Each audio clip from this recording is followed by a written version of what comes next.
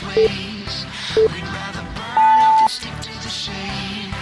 Not of this world, so we live on the run. We got our hearts set on what is to come.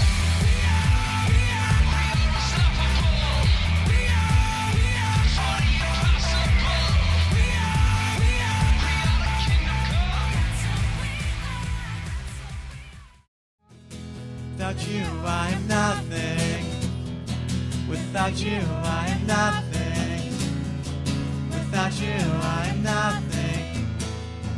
Without you, I am nothing. Without you, I am nothing. Without you, I am nothing. Without you, I am nothing. Without you, I am nothing. With all my heart. With all my heart and all my soul, with all I am, Lord, I will follow you. You took the cross, you took my shame, restored my life, Lord, I will follow you.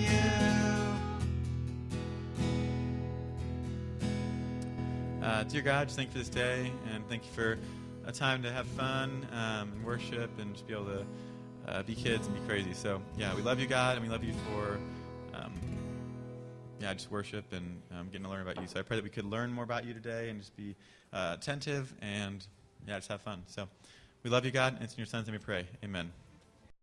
So today we're going to talk about something really, it was scary, gross, and weird. Here's what happened. So there are these people. There's this guy named Pharaoh, okay? He was a pharaoh. He was in charge in Egypt, and he had these slaves, the people, they were God's people, and then he was keeping them as slaves, and he wouldn't let them go. But God wanted him to let them go, and so he sent Moses and Aaron, another person who was with Moses, to go and ask Pharaoh to let his people go. All right, you guys heard about that? Or heard maybe a little bit? All right, so God sent Moses to go to Egypt to try and set his people free. Okay, and so he went and talked to Pharaoh and was like, "Hey, like my God, the God of the universe, wants you to let his people go. Like you have them slaves. You're not treating them right. There's a lot, like a huge group of people were Pharaoh's slaves and working for him. But God said, you know what? No, that's not my plan. These are my people, and I'm going to let them go. So, but Pharaoh was kind of a tough guy. He kind of had a hard heart. And he wouldn't let him go. He was very, very stubborn. He was, one of the most stubborn people in the Bible, probably. And so God asked him. He said, "Hey, let my people go," and he wouldn't do it. And so God started a series of plagues in Egypt. He said, "Hey, I need you to let my people go, or else this is going to happen. So let my people go." And Pharaoh kept saying no. And so some stuff happened, and then more stuff happened. So the first one we're going to look at.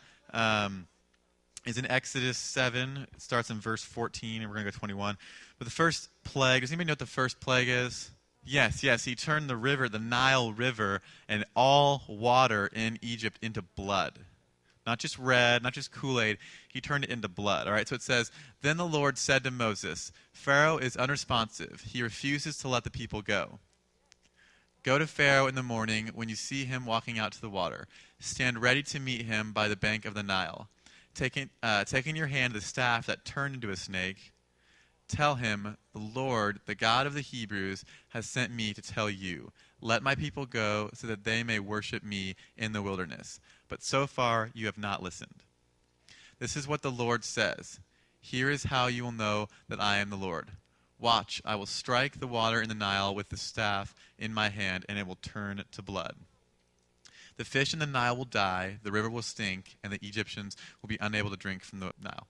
So the Lord said to Moses, 'Tell Aaron, take your staff and stretch out your hand over the waters of Egypt, over their rivers, canals, ponds, and all their water reservoirs, and they will become blood. There will be blood throughout the land of Egypt, even in wooden and stone containers.'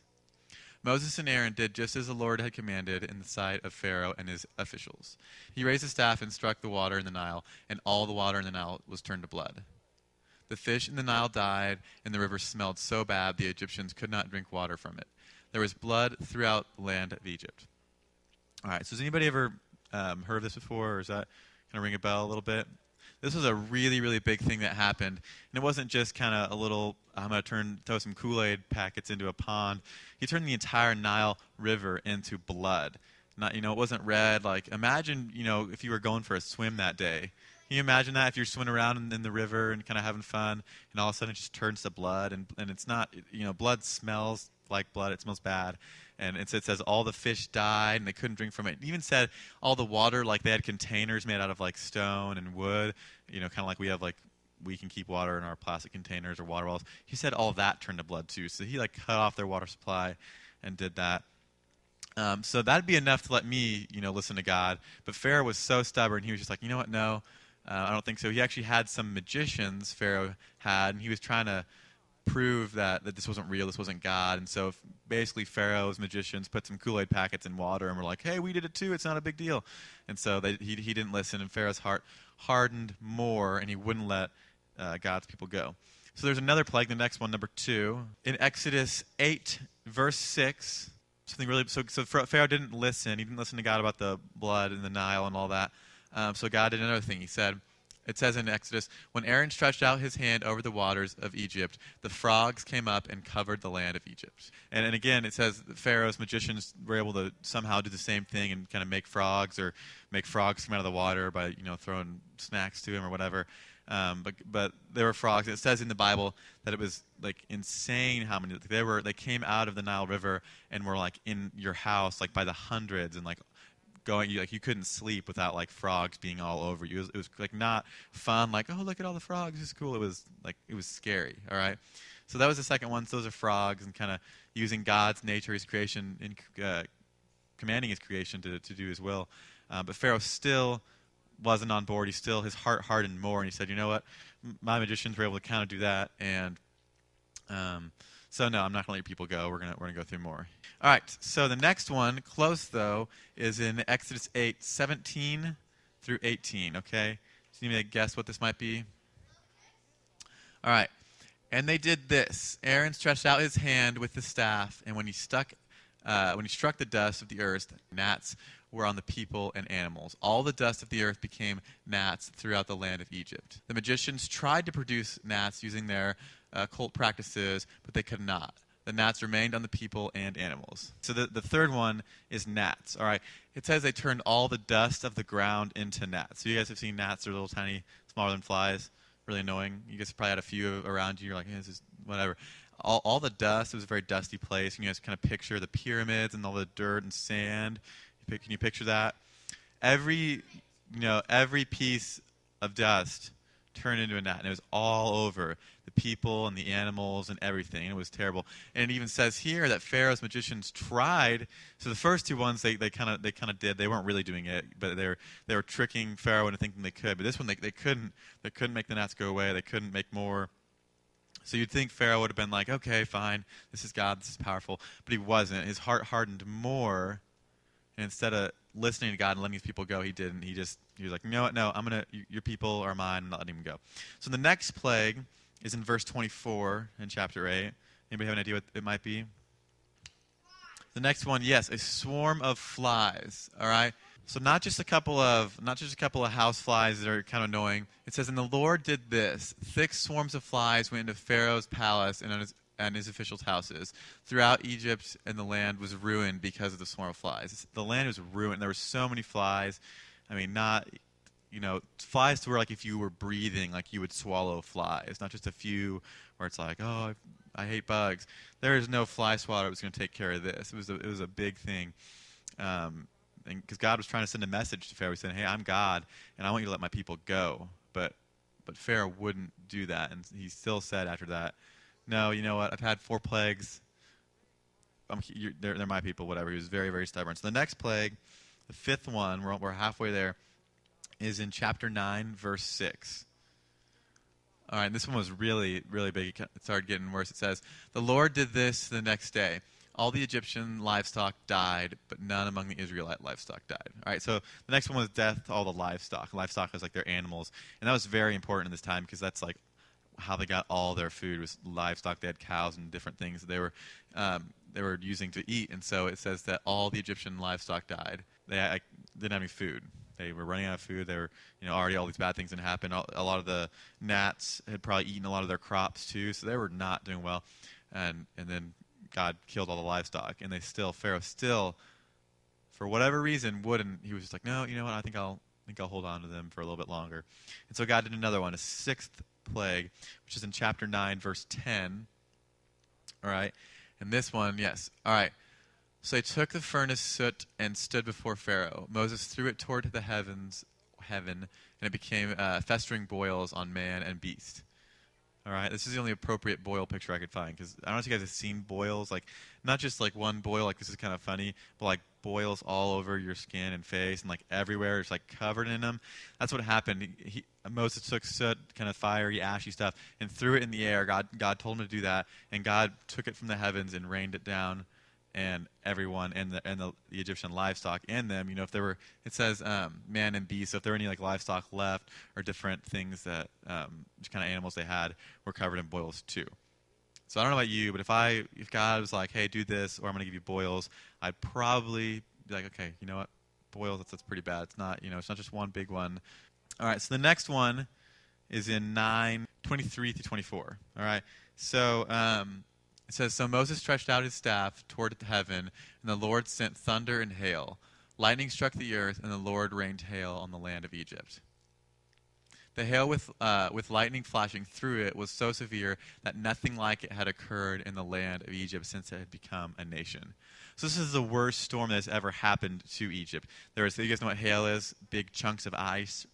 These big chunks of ice were raining from the sky with lightning going through them, and there's thunder. It was terrible. It was a really, really bad storm. So this hail was falling. It's apparently getting bigger and bigger. It was a bad storm. How many of you guys have ever been in a hailstorm before? Like, have you guys been outside or been driving when it happened before? One time I was driving my car, and it just came like nothing. And then there were hail. It wasn't like crazy, but they were pretty. Probably quarter sized. I'm like, I don't know. It was pieces of ice falling from the sky, and I was driving. Then it started hitting my car. Like I went and drove under a gas station, like those little awning things, because I was like, man, this is scary. But this was so much worse, and it was the worst storm that had ever occurred in the history of Egypt, which is a long time. The worst storm that had ever occurred. All right, so that was the seventh one, and so you'd think maybe Pharaoh would be like, all right, this is getting ridiculous. I'm just being stupid. We're really suffering here. But he was so stubborn, and his heart kept getting harder and harder towards God. And so God had to send another plague, and it's in Exodus 10, verse 13 through 15. So you know what this one is? I think someone already said it once. Yes, the locust. All right. So Moses stretched out his staff over the land of Egypt, and the Lord sent an east wind over the land all that day and through the night. By morning, the east wind had brought the locust. The locust went up over the entire land of Egypt and settled on the whole territory of Egypt. Never before had there been such a large number of locusts, and never will there be again. So you see, locusts, you know what locusts are? They're really annoying. Yeah, really annoying. So sometimes we're outside and you hear them, and there's just one of them. Can you imagine this many? It said the wind blew all day and night and brought more locusts than there had ever been, and more than there will ever be. But locusts ate crops, they ate all the Egyptian crops, and so already their livestock had been hurt, and so they didn't have a lot of food, and so they were probably eating their crops, and they were growing vegetables and different things. But the locusts ate and destroyed probably most of it. So this was huge, and it was the biggest gathering of locusts that had happened. But still, Pharaoh still said, "No, you know what, God, I'm not listening. I'm not buying into it. I'm still gonna whatever." So there's two more plagues that happen, and the ninth one is in verse 21, and this one was the plague of darkness. Okay. So then the Lord said to Moses, "Stretch out your hand towards heaven, and there will be darkness over the land of Egypt, a darkness that can be felt." So Moses stretched out his hand towards heaven, and there was a thick darkness throughout the land of Egypt for 3 days.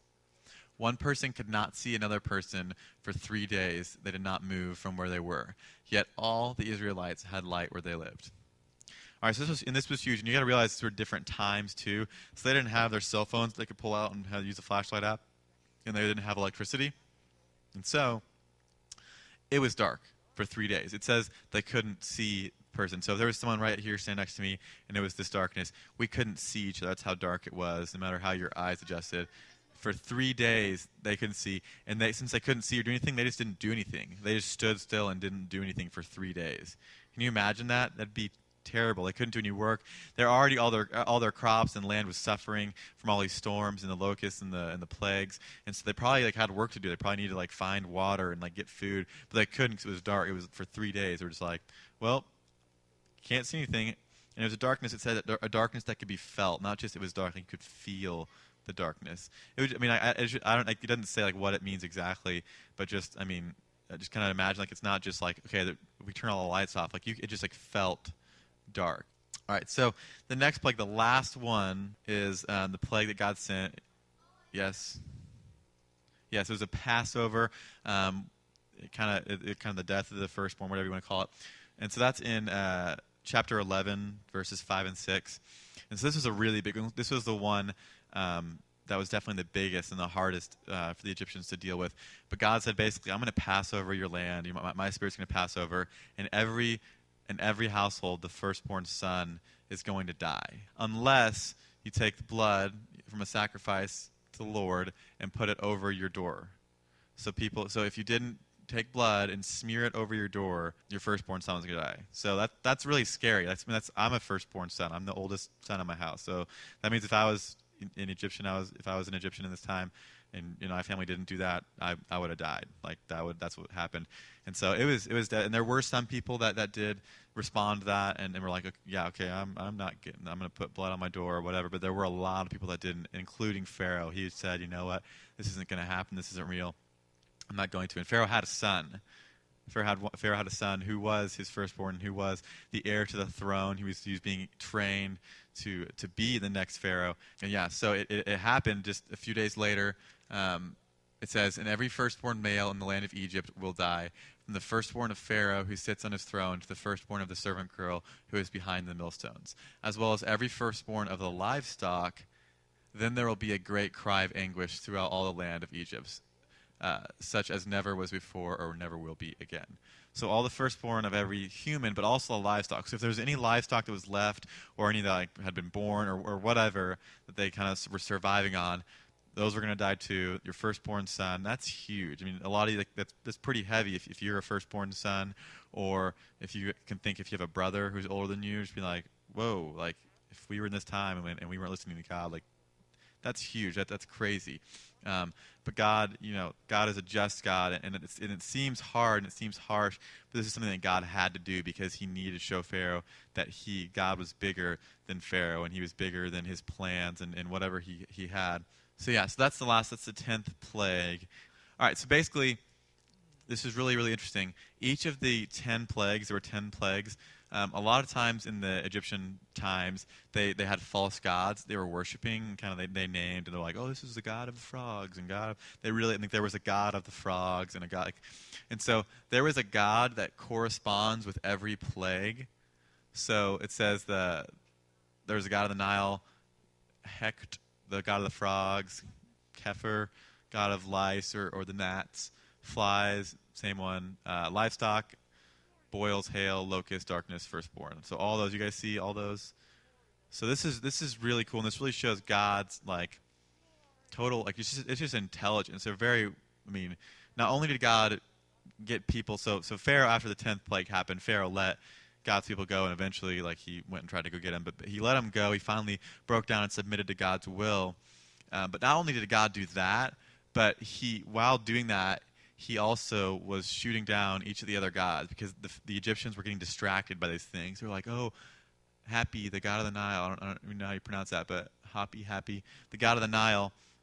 They were worshiping this and be like, oh yes, this is the god of the Nile, and they were getting distracted and not worshiping God. So God said, you know what? I'm going to not only let my people be free, but I'm going to show my power over these gods that you guys have done. And so, if there was really a god of the Nile, he wouldn't let God turn his Nile into blood, right? Or he wouldn't, let someone else just like take over the frogs, whatever. And so all these things, and so this is just a really important part that I want to talk about today, because God had to do a big thing to get the attention of the Egyptians, because they were being very distracted by all these things. And so that's the biggest thing, kind of our takeaway is just distractions today and how this ties in. This is a really crazy and scary story, but kind of if you look at it kind of through a different lens, it's really a story about God trying to, help his people were distracted by these things. And he was like, okay, I'm doing a big thing. I'm doing a crazy big miracle with all these plagues. But I kind of on the lower level, he's saying, okay, look at this. Like, I'm showing power over each of these things because I am God. Like, you need to worship me, not, the God of the flies and the lice and whatever, right? So what we're going to do now is need you guys to shout out some things because, unfortunately, this still happens today for us. Can everybody see this whiteboard? Is that good? Yeah. All right, so unfortunately this happens. We don't have gods that we name, but it happens to us a lot. Sometimes we put things in our lives above God. Okay? So what are some things, kind of shout out, that you think might, in our day and age today, be put above God that people might look at as kind of idols and distract them? Yeah. Electronics. Yeah, media, all media in general. Money. Yeah, money's a huge one. What else? What about, like, what do you think? Yeah, people, or like, what if we kind of like, what if like just relationships, kind of as a general? Is that good? What else do you guys think? Does that cover a pretty good basis today? Maybe shopping. All right, so the Egyptians had these things they were going through, and times change, culture changes. So they had these things. There was like, man, the god of the Nile. They were just like worshiping the Nile and the god of the Nile, which wasn't even real. And the frogs. They were worshiping frogs, and locusts and hail and boils and all these things. There were these gods that they had made up that they were worshiping, and they're saying, "Oh, you're powerful. You control the boils. Oh, yes, boil god." But we have to realize that today we have these same things in our lives. We're not worshiping the boil god, but sometimes we worship relationships and people. Sometimes, if you guys won't yet, but in a few years maybe if you get relationships with boys and girls, like boyfriend and girlfriends, a lot of times I'm sure you guys have seen like older people kind of do that and be like, it's like, dude, I think you're obsessed with this girl and it's a little weird. Or just kind of friendships that are just like over the top, or kind of celebrities in relationships. Like, you're like, oh yes, what is I don't even, what's Taylor Swift doing? What is, what's going on in her life? All that stuff, right? And there's media like Facebook, or which you guys might not all have Facebooks yet, but some of you might. But like, yeah. So media like Facebook, or what's some other like electronics and media, cell phones, Instagram, yeah, all these things, all these games, kind of like even in games too, like like apps, different like Angry Birds and yeah, different Xboxes and all those things. And money's kind of covers a lot of it. Just like the need and the want for money, kind of be like, oh, you need money to get everything. So it's really easy to do that. So, what if we were to name our own gods? We're not creating gods, but just like if we gave each of these. So if I gave a name to the relationship God, what do you think it would be? If there was a God of relationships, what would its name be? Love God. What? I don't know. What do you think? Cupid? Yeah, Cupid maybe. All right, so whatever it is, they were creating. They had some weird names. So what if you had that? The god of relationships, Cupid, the god, or Cupid, or maybe Valentine, or Nebu, or whatever it was. What do you think for media? What do you think a god name for media might be? Electro Boy. What? Zeus. Yeah. What else? Auto Boy. Moo Moo. Yeah. What do you think, boys? What would you name? Kind of. What's a name? Megamind. Yeah. Okay. What about games? What about Gamerson? Gamerson. Yeah. What about money? What about money? What do you think? Ch- Mr. Green. What? Abuk. Abuk. All right. These are very creative names back here. So we don't name our gods like the Egyptians were doing, but the truth is we really do have them. We have these, maybe it's Cupid, or maybe it's, Zeus, or maybe it's Gamerson, or Abuk, or whatever it is. But we have these things in our life that distract us from God. And so the great thing about the Bible and the story is we can learn from this. We don't have to have God send a plague. What if God, what if the relationship with God was Cupid, and God sent a plague on Cupid that was like every piece of chocolate would be stale and all the flowers wilted, and kind of the relationship thing. What's it going to take for God to do in your life for you to realize that these things are not, and these things aren't bad things. Relationships aren't bad things. Media is not a bad thing. Games are fun. They're not a bad thing. Money's not a bad thing. The love of money is bad, but money's not a bad thing. It's important for things. But when it takes the place over God in our heart, remember we've drawn this picture before, kind of the heart. I know this isn't really what a heart looks like. But so here's a heart, and a lot of times we're supposed to have, not a lot of times, we are supposed to have God, and this is how things work best in our life. When we do this, when we have our heart and we have God at the center, everything else falls into place. Because if we have God here, we're not going to have these things get in the way. We can still have good relationships, and we can enjoy media and games and money. But with God at the center, it's healthy and it's good. But a lot of times what happens is God gets pushed aside a little bit, and we do get, games in here, and media, and money, and relationships. So a lot of times we get that, and then sometimes maybe even kind of a small God like that, or maybe God's even just out here, and he's not in our heart. And that's dangerous. That's distracting, and these things get in the way. But when you realize is God gives us a very real example in the Bible, in the story, that we don't have to have 10 plagues on us, that are gonna to get us to change these things. Does that make sense? So the important thing that you guys need to remember is just we have this is a crazy story about these 10, these are just awful things happening. I wouldn't wish that to happen to anybody. But it was really about, when you look into it, it was really about these gods and about these things that were distracting them from God. And we have those things too. And so we need to really be praying and talking to God about, okay, God, what is in the way of me worshiping you?